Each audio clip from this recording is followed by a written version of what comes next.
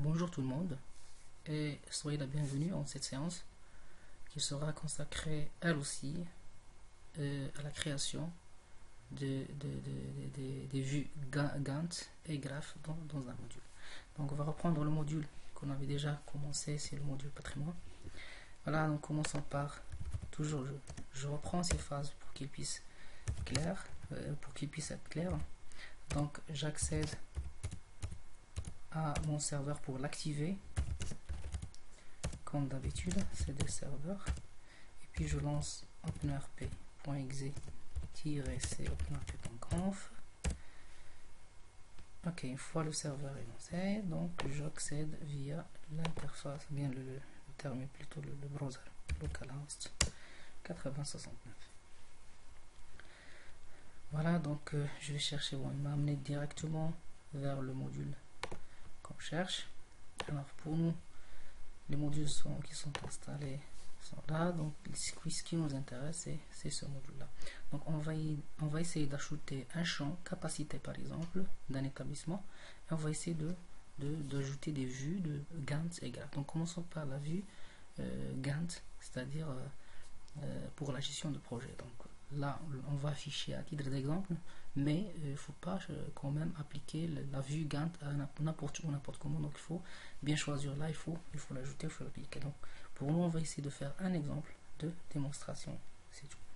Alors qu'est-ce qu'on va faire? Donc on va apporter les modifications au niveau du fichier XML. Donc je reviens au fichier Peter établissement vue.xml.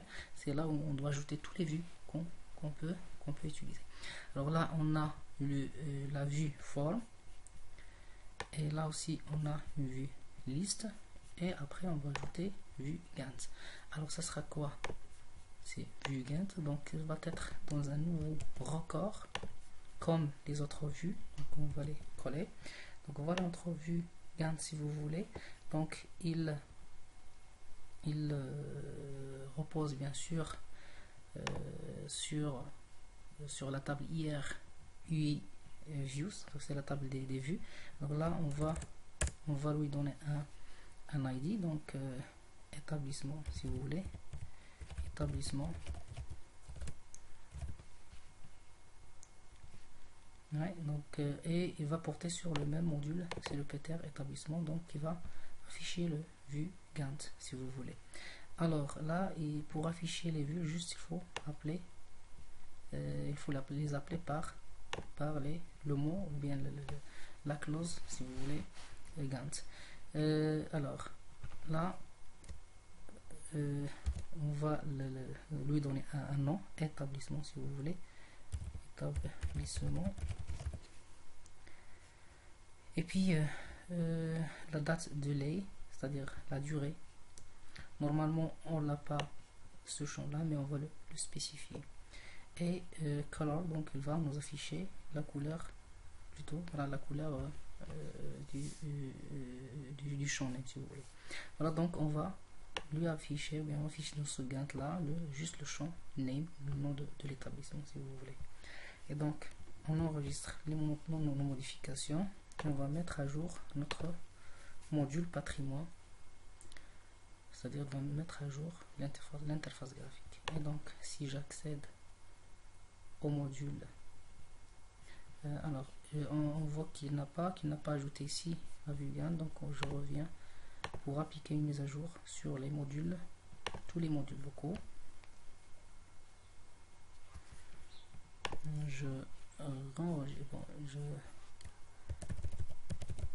J'enregistre encore une fois dans le fichier qu'on a modifié, puis ok, patrimoine, mettre à jour le module. On vérifie.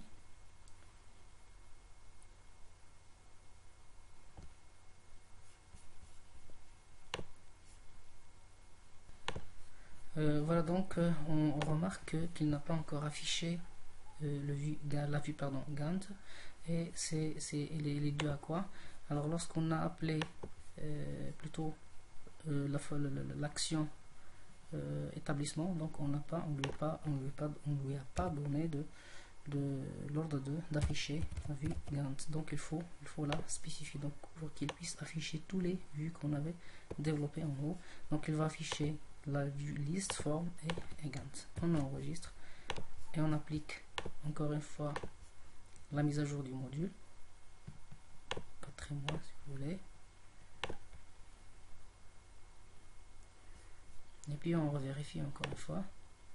Voilà, donc il a ajouté vue Gantt. Donc si on y accède, voilà donc comment il a affiché cette vue, la vue Gantt, pour la gestion de projet si vous voulez. Alors on peut créer, si vous voulez, une vue, bien sûr avec les champs de l'établissement, et ainsi de suite. Donc ça c'est grosso modo comment créer la vue Gantt si vous voulez sur votre module. Alors maintenant pour la création de la vue, si vous voulez, graphe, donc c'est la même chose, c'est la même procédure si vous voulez, c'est la même procédure. Et donc là on va prendre un exemple qui est déjà fait. Alors je garde établissement si vous voulez, un nouveau ID, et bien sûr là il porte sur la classe ou bien l'objet établissement. Donc on va l'appliquer sur l'objet établissement. Et donc là pour les graphes il faut spécifier statistiques sur des établissements si vous voulez, les établissements. Et là pour voir un peu l'utilité de ces graphes, donc on va ajouter un champ capacité avec l'accumulateur plus, donc il va calculer la somme pour afficher les statistiques par exemple sur les établissements. Alors là le champ capacité normalement il se trouve nulle part, donc on va le créer au niveau de la classe établissement .py. Donc on va ajouter capacité et là c'est capacité. Donc pas la peine de spécifier si vous voulez la taille, c'est optionnel. Donc j'enregistre. Donc une fois j'ai touché au fichier Python, donc je dois obligatoirement redémarrer mon serveur. Donc je le relance. Ok, donc le serveur il est bien redémarré. Et donc je reviens à mes modules pour mettre à jour l'ensemble des modules locaux. Donc si vous voyez bien, donc on a ajouté ici le champ capacité si vous voulez au niveau du fichier XML. Alors pour pouvoir saisir ce champ, donc on va l'ajouter au niveau de la saisie, au niveau du formulaire capacité. Voilà, donc pour qu'on puisse le saisir et puis on peut l'utiliser juste après. Donc voilà, donc on a ajouté la vue graphe, et donc on va lui donner de l'afficher au niveau de l'action. Donc une fois qu'il commence ou bien qu'il fait appel si vous voulez aux différentes vues, donc il va afficher les 4 modes de vue, si vous voulez, 4 vues qu'on a ajouté bien sûr.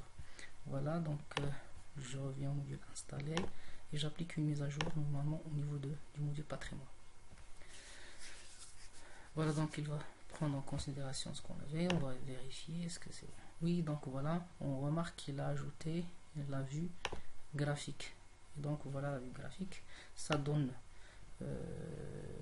une vue concernant les statistiques. Là c'est INSA FST, pardon, INSA H et FST, donc on n'a rien saisi au niveau de la capacité, mais on va faire le test de suite.